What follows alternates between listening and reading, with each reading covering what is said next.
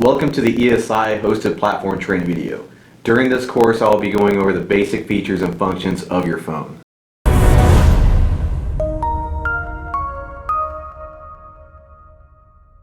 So currently the phone is in the idle state, meaning it's not in use, it's sitting in idle, and when your phone is in the idle state, there's certain features you can use without having to be on a phone call.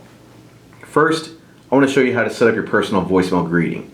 To set up your personal voicemail, you're going to push the voicemail button located down here, and you're going to hear the following. Enter your password followed by the pound key.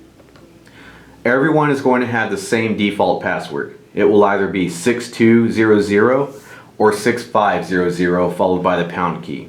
Once you enter that, the system is going to prompt you to record your name and your voicemail greeting. This is going to be the greeting everyone hears when they leave a voicemail on your extension. So, the next button I want to cover is your mute/D&D button. We're not on a phone call, so we have nothing to mute at the moment, so it becomes the D&D button, which stands for Do Not Disturb. When you push the button, the light will turn red, and you're going to see Do Not Disturb on your display. While your phone is in Do Not Disturb, any phone calls that come directly to your extension or any calls that are transferred directly to your extension will automatically be directed to your personal voicemail. To turn the feature off, push the button again, the light will turn off, and your display will go back to normal. Next button is your redial button. This will simply dial out the last number that you called. You also have your ringer volume controls, so while your phone is on the hook and your phone is in the idle state, this will adjust the ringer volume. If you're on the handset, this will adjust the handset volume. Or if you're on speaker, it's going to adjust the speaker volume. Also, while your phone is in the idle state, you're going to see the following information on the display. You're going to see whether or not any of your lines are in use, and also if your coworkers are on the phone or not. Your dial pad is always active, and what I mean by that is you do not have to pick up the handset or push speaker to start dialing a phone number or an extension. When making an outbound phone call, you also do not have to put 1 or 9 in front of the number. Simply dial the area code and the 7-digit phone number. So for example, if I want to call ESI, I'm not going to pick up the handset, I'm just going to start dialing the phone number, starting with the area code and the 7-digit phone number. Now I'm going to hit the pound key. Thank you for calling ESI. Calls may be... So the reason I hit the pound key is it makes the call go through a lot faster. You don't have to push it, but if you don't push the pound key after dialing a phone number, you're going to notice it takes just a little bit longer for the call to go through. Thank you for calling. So if you don't want to wait for that delay, simply hit the pound key and the call will go through a lot faster. Now for your internal contacts or your coworkers, if you want to call them via speed dial, just simply push their speed dial and it'll start ringing their phone directly. Now if you notice here, you have an intercom button. So if I want to contact Jason, I'll push his speed dial button. His phone's going to ring until he answers it or lets it go to voicemail. But let's say I know he's at his desk. If I push the intercom button first and then select Jason's button here, I'm going to go straight to his speaker, allowing me to page him. So his phone will not ring. I'm going to go straight to his speaker. Okay, now I'm now going to cover the features of your phone while you're on a phone call. So I'm going to go to call this phone.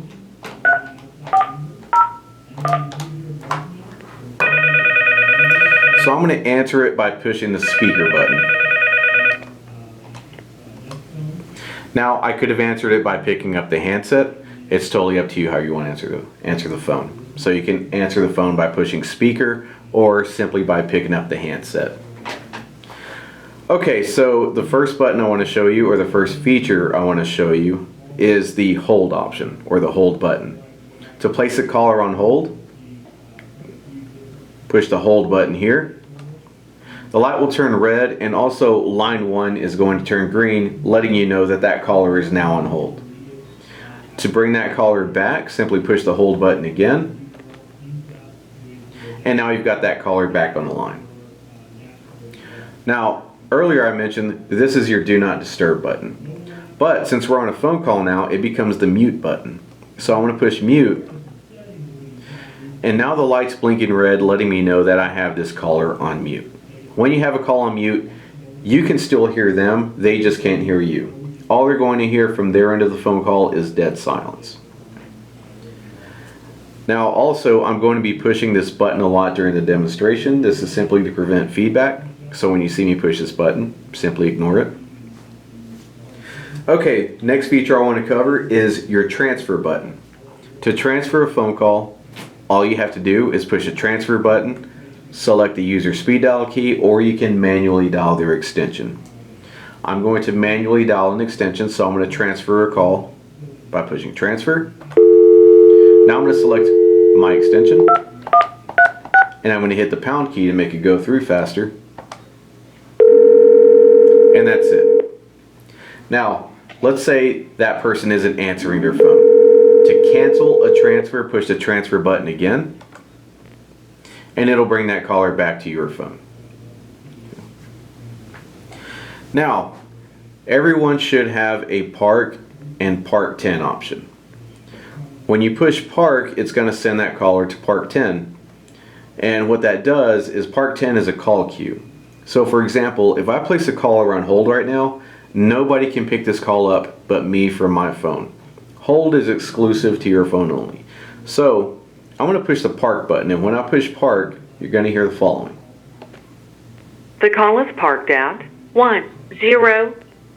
So I sent that caller to 10, which is park 10. So right now, everyone in the building is seeing this light lit up under park 10 on their phones, which means anybody can now pick up this call by pushing the corresponding button. So I'm going to tell whatever coworker the call is parked for, hey John, I've got a call parked for you on park 10. All John has to do from his phone is push the corresponding button, and he just retrieved that call from his phone. So hold is for your phone only. Park will place them into a call queue, which will allow anybody to pick that call up from any phone within the office. Now, down here also you have a CONF button, which stands for conference. This conference button will allow you to make three-way conference calls from each one of your extensions. So it's going to be you and two other parties, so 3 total. So to make a three-way phone call, you want to make sure you have the first person on your line. Okay, so make sure that's red and make sure you're actually talking to this person. So now the next step is placing them on hold. And now we're going to call the second person that we're going to add to the call. So I'm going to manually dial their extension and hit the pound key to make it go through faster. Wait for them to answer. Okay, so the second person answered their phone, okay, and we're talking to them on line 2. Red means we're talking to them. Green means that line, we've got someone on hold on there. So to merge both line 1 and line 2, the last button we're going to push in the process is the conference key. So I'm going to push the conference key, and now both line 1 and line 2 have been merged. So that's how you perform a three-way conference call from your phone. Now let's say you're talking on the phone, but someone tries calling your second line during the phone call. This is what you're going to see, and this is how you're going to answer that second incoming call.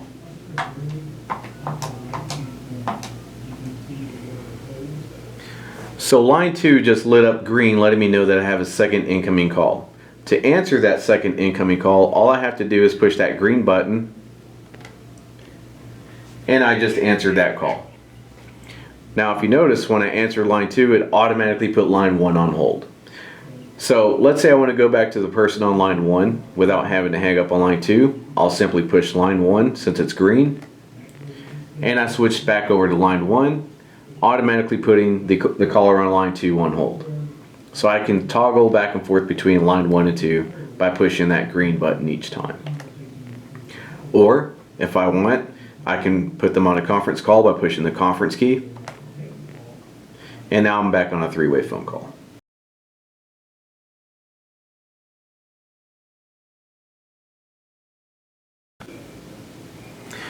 Alright, so I'm going to go over your menu options. So to go into the menu options, we're going to select the menu button. And from there, we can view our contacts. You can also view your call history. You can view your missed calls, dialed, and also answered phone calls. To go back to the previous menu, simply select the menu exit button. Now we're going to go into the phone settings. First one is program feature keys. What this is going to allow you to do is program the speed dial keys here on your phones. You will never ever program these keys through your physical phone. You're only going to program them through your ESI dashboard, which will be covered later on. So I'll simply back out of this menu. And now we're going to go to device settings. First feature is auto answer. By default, this feature is disabled. But if you enable the feature, what's going to happen is your phone automatically answers itself after the first ring. Once it answers itself, the caller will be on speaker and your microphone down here at the bottom, while you're on speaker, will be active. Second setting is your backlight timeout. You can select the amount of time your backlight stays on. Military time will display 24-hour instead of 12-hour for your clock display. Missed call message. By default, this one is also disabled. If you enable the feature, any missed calls that you have while you are away from your desk will be displayed on your display. You're going to see the number of calls you have missed while you're away from your phone. Call waiting tone. Again, another feature that's disabled by default. What this will do is cause your phone to beep when you have a second incoming phone call. If you have this feature disabled, you won't know that you have another incoming call unless you're looking directly at your phone.